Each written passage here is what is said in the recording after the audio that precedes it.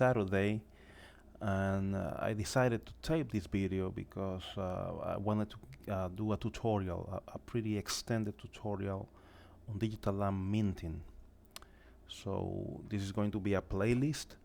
I'm going to tape probably from 1 to 10 videos, and I'm gonna try to register 1,000 pieces of digital land, 1,000 properties in a single day. So let's start with some generic tips to register digital land. And I guess I could make this thing bigger. Let me see if I can make it bigger text size. Yeah, it looks like it's possible, right? Okay. So in order to register digital land, the first step is to check your balance. Now, when you check your balance, let's go to the profile page here. When you check your balance on the profile page, you're gonna see how many properties you can register, right?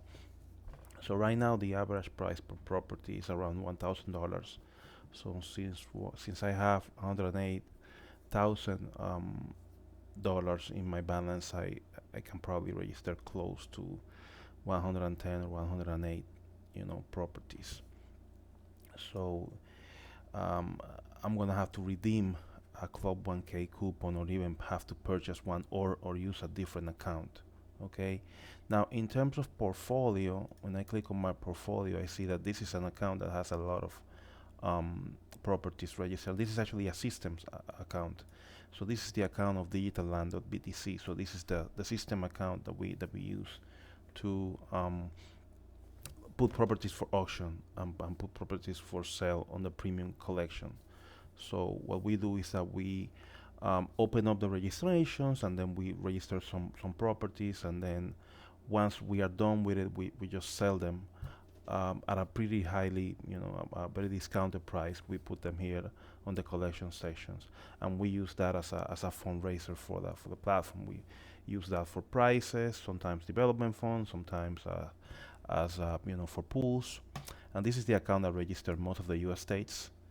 So as you can see, this is the account that registered Texas. So if you click on the property here, um, this is the account that registered the biggest state in the U.S. And it also registered the U.S. and Mexico and Canada, I think.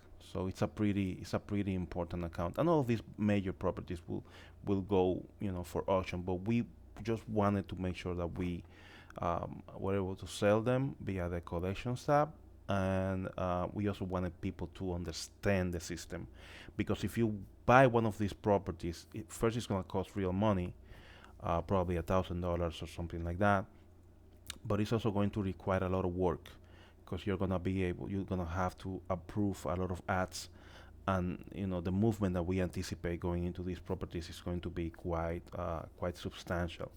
A lot of advertisers are lazy. They don't want to select an area. They just want to select a state, and they want to place all of their advertisements in that state. With time, people are going to get smarter, and they are going to realize that if they sell sports gear for baseball players, a better strategy is to place ads on sports fields where people play baseball, for example. So with time, people will get smarter and smarter, but at the very at the initial stages of the platform, I see a lot of people placing incredibly broad campaigns, right? So we're gonna have to do some educational outreach, just to let people know how this thing works and how they can save money. Okay, so step one, you check your balance. Step two, you need to plan ahead.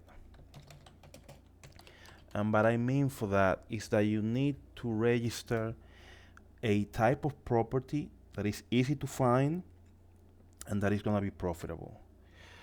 Now, I have pre-selected some properties. and I'm gonna tell you my plan going into this registration spree.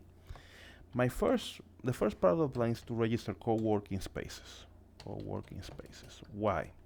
So co-working spaces are one of the best places to place ads. You have to realize, why is this not writing well? Co-working spaces. You have to realize that a lot of people in co-working spaces work there for the full day. So they go there, they open up their computers. Even us, we have an office at a co-working space. So you go there and you start working, and there are probably dozens of companies that work at the same place that you. So they have a computer open every day, and they're looking at their computer every day. And if they are into crypto, they may go to some of these crypto sites, or and those sites are pretty likely to be featured in the near future. Bitfari ads, because we are going to target a lot of crypto companies, and those companies want to earn Bitcoin. They understand the system, they understand crypto, and they are pretty, very likely to join us. Now, the second thing, aside from a lot of people having their computers up every day, is that these people are business people. So the type of advertisements that they get exposed to, it's pretty high quality, it's pretty expensive. Especially if they are, in biotech or medicine or that sort of field, or even the legal field, which are fields that are like incredible. They sell incredibly expensive equipment and programs and tools. So co-working spaces are a great area. What you have to remember here is that Bitfari has over 30 networks, and those networks do everything. So we can do geofence. So we can do geofence ad. We can do panoramic ads. We can do search ads. We can do online ads. We can do blogs. We can do websites. We can do wallet ads. So you can see an ad in your wallet, and then you earn Bitcoin while you're checking your wallet, and you see an ad there. We can do cover page ads. This is before you open an application. You get some money just by looking at an ad on the cover page. We also can do screens of all types and sizes. These are indoors. We have a network that's called the Office Network. This is office.btc, and this will run ads inside offices. And obviously you got the billboards. You got the smart billboards. That's around 15.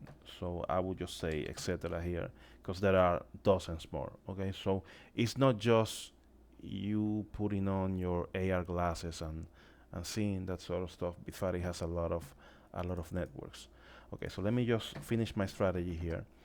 I'm going to register co-working spaces. I'm gonna go for coffee shops. The thing with coffee shops is that you need to be picky. So you need to select some brands. Don't just go for Dunkin' Donuts, because that's like a pretty generic market, right? If you buy a Dunkin' Donuts, that's a good property, because you can actually target a lot of people. A lot of people go into those coffee shops, but they are not necessarily the best target in terms of demographics, in terms of income. So if you target high-end coffee shops, you have a better chance of targeting high-income people, right? If you target high-income people, you have a better chance of matching with an ad that is targeted to high-income people, and that's going to be an expensive ad, right? So just realize how I'm talking, the ideas that I'm flowing through my mind as I select these properties. I'm gonna go with Stumptown Coffee first, right? I'm gonna go with Starbucks coffee. I'm gonna go with Gregory Coffee. And then maybe I'm gonna leave it open, just and then I'm gonna see if I can find other brands of good coffee shops. Okay. Now let's go with a another type of property. I'm gonna go with business parks. Business parks are great because I could probably find a way or a relation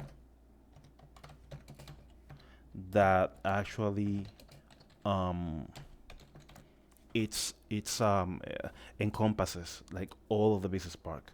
So you could buy like a really large area that covers the entire business park, and you get like a share of all of those ads. So that would be great. Now I'm targeting businesses first and business people first because it's that they just will be amazing for ad revenue, right? When you make money from your ad, you tend to spend more on it, and that's why it's great to target business people because if you're selling expensive equipment to those people, the ad or the ad space will be get competed on, and it will rise in value, right? So all of those areas will be we hope they will be incredibly profitable. Now let's also business people are tech savvy, so they are likely to deploy and use Bitfari first before anybody else. So Business Park is also a good property. Um, Downtown areas, monuments are good properties, but those are likely to be minted, to have been minted by now, because we opened this like 2 months ago, I think, like a month and a half ago, close to 2 months ago. So a lot of properties have been registered already. So let me just make a note of those hard to register. So monuments are hard to register because they are on public databases, right? And since that is public information, people might just open a website, see the list, and then register those properties, whatever. And we don't really have a lot of dashboards out. We have only like a couple of boards, leaderboard and network status. We are going to make more dashboards so that you can get an insight onto which properties are available, right? But we still don't have that. I think that downtown areas are hard. It's just really hard. Big relations are hard. That was a great day, a great registration there when the relations were minted. And if you don't know, a relation is just a collection of places. So it's used to register like big areas. One example is this one, Texas. And as you can see, it's a super large area. You can zoom in. Has multiple nodes inside of it, and multiple polygons are used to describe it. And sometimes this relation will also include beaches, right? So as you can see here, the relation includes a beach even. So it's just great. It's just great. It's a great area. And it has two nodes because it has an administrative center, which is here, and then it has an epicenter, which is simply a geometric center, right? It's just calculated some geometry, and this is just the capital. I think that's Austin, Texas, right? Or at least a business district. Okay, so these are hard to register, but you might find a business district. We might find a business district. We might find a beach.